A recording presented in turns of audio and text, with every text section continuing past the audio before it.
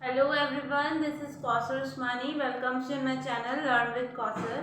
आज जो मैं टॉपिक ले रही हूँ ये बहुत ही कॉमन हो रहा है आजकल, कॉमन टॉपिक है और सीवियर भी है। तो हमें मेरे हिसाब से इसके बारे में हमें नॉलेज होनी चाहिए, इसलिए मैं ये वीडियो बना रही हूँ। First is this is brain haemorrhage. Brain haemorrhage होता क्या है बेसिकली? ब्रेन हेमरेज में क्या होता है? This is a type of stroke caused by an artery in the brain bursting and causing localized bleeding in the surrounding tissues and can cause killing of brain cells।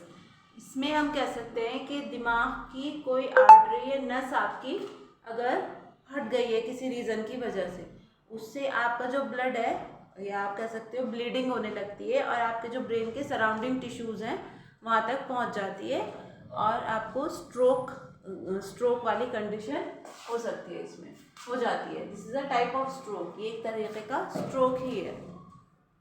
Okay, अब आप देखिए इसमें इसकी causes क्या हो सकते हैं, ये होता क्यों है और किस तरीके से हमें इसका पता लगता है कि ये ब्रेन हेमरेज है या हमारा नॉर्मल हेडेक है। अब देखिए इसमें कॉजेज, इसका कॉजेज है आपके head trauma. Head trauma means injury in brain. Suppose कोई एक्सीडेंट केस है कि आप ड्राइव कर रहे हैं और आपका एक्सीडेंट हो गया है, तो अगर उस टाइम सर पर इंजरी आई है तो इंजरी भी एक कॉज हो सकता है आपका ब्रेन हेमरेज का। ओके, जिससे ब्लीडिंग हो गई और आसपास के टिश्यूज़ जो हैं उसमें ब्लड पहुंच गया और जो सराउंडिंग टिश्यूज़ हैं वो डैमेज हो गए या किल हो गए। Next is high blood pressure. बहुत से लोगों को हाई बीपी की प्रॉब्लम होती है, हाई ब्लड प्रेशर की सीवियर प्रॉब्लम होती है। तो लगातार बहुत ज़्यादा हाई ब्लड प्रेशर होना आपकी आर्टरीज की जो वॉल्स हैं उनको, ब्लड वेसल्स की जो वॉल्स हैं आपके दिमाग की, उनको कमज़ोर बना देता है, ये वीक बना देता है, जिसकी वजह से वो बस्ट हो सकती हैं कभी भी और ये कंडीशन हो सकती है ब्रेन हेमरेज वाली। Next is aneurysm, weakening in a blood vessel wall that swells. It can burst and bleed into brain, leading to a stroke।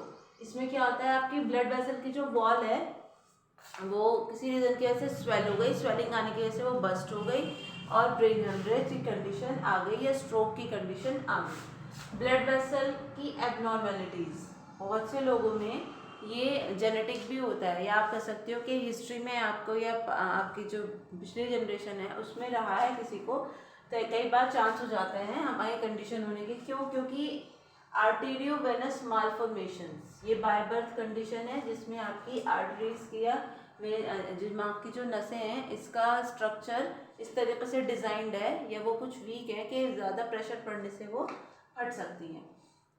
तो ये हो गया आपका ब्लड वेसल एबनॉर्मेलिटीज में। ब्लड और ब्लीडिंग डिसऑर्डर्स, हीमोफीलिया, किसी किसी को हीमोफीलिया की प्रॉब्लम होती है। हीमोफीलिया को हम क्वीन विक्टोरिया डिजीज़ भी कहते हैं। क्यों कहते हैं हम इसे क्वीन विक्टोरिया डिजीज़? क्योंकि जो क्वीन विक्टोरिया थी उनको ये प्रॉब्लम थी कि अगर उनकी सारी जनरेशन में ये चली है प्रॉब्लम कि अगर उनके थोड़ा सा कट भी लग गया तो उस टाइम पे उनका जो ब्लड है वो नहीं रुकता था और बहता रहता था, कि इतना बहता था कि उनकी डेथ हो जाती थी। This is haemophilia. ये हम कह सकते हैं क्लॉटिंग फैक्टर एब्सेंट होता था उनमें। ब्लड क्लॉट, हमारे यहाँ कट लग गया तो यहाँ कोगुलेशन हो जाती है ना, क्लॉट बन जाता है, तो ये प्रोसेस उनमें एब्सेंट था। ये किसी को सिकल सेल एनीमिया की प्रॉब्लम है। सिकल सेल एनीमिया में क्या होता है, आपकी जो ब्लड सेल्स हैं वो सिकल हो गई हैं, ये चपटी हो गई हैं, जिसकी वजह से इम्प्रॉपर ब्लड हो रहा है, उसमें प्रेजेंट नहीं है पूरी तरीके से।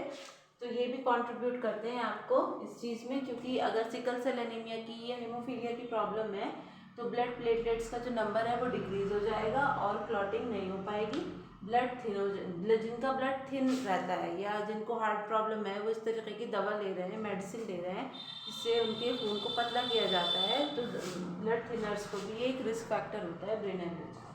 Next is liver disease. अगर कोई लीवर डिजीज़ से सफ़र कर रहा है उसको भी ये कंडीशन हो सकती है ब्रेन ट्यूमर। अगर किसी को ब्रेन ट्यूमर हो गया है, ब्रेन ट्यूमर में क्या होता है, ट्यूमर क्या है, मास ऑफ सेल्स, ठीक है।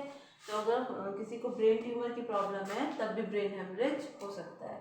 अब देखिए इसके क्या है सिम्टम्स ऑफ ब्रेन ब्लीडिंग। हमें कैसे पता लगता है कि ये नॉर्मल हेडेक है, ये नॉर्मल कंडीशन है, ये ब्रेन हेमरेज वाली कंडीशन है? सडन सीवियर हेडेक, आपको बहुत तेज सर में दर्द होना, वीकनेस इन एन आर्म और लेग, अचानक से आपके आर्म में या लेग में बहुत ज़्यादा वीकनेस हो जाना, नोजिया, वॉमिटिंग वाली कंडीशन होना, डिक्रीज्ड अलर्टनेस, कि आप जितना अलर्टनेस मतलब कि आप रोड पे चल रहे हो, आपका एकदम गायब दिमाग होना। चेंजेस इन विजन, एकदम से आपको विजन प्रॉब्लम हो जाना।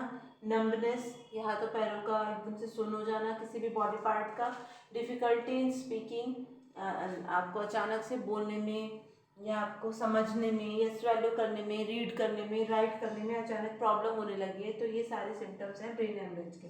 Loss of fine motor skills, या आप कोऑर्डिनेशन में, बैलेंस में या कॉन्शियसनेस में, इन सब में अगर आपको डिफ़िकल्टी हो रही है तो ये ब्रेन हेमरेज के साइन होते हैं। अब क्वेश्चन अराइज होता है कि क्या इसको प्रिवेंट किया जा सकता है। देखिए, जब आप डॉक्टर से चेकअप कराते हैं तो दो कंडीशन आती हैं। एक तो सीवियर अटैक होता है, ये सीवियर हेमरेज होता है, और एक होता है जिसे आप कंट्रोल कर सकते हो।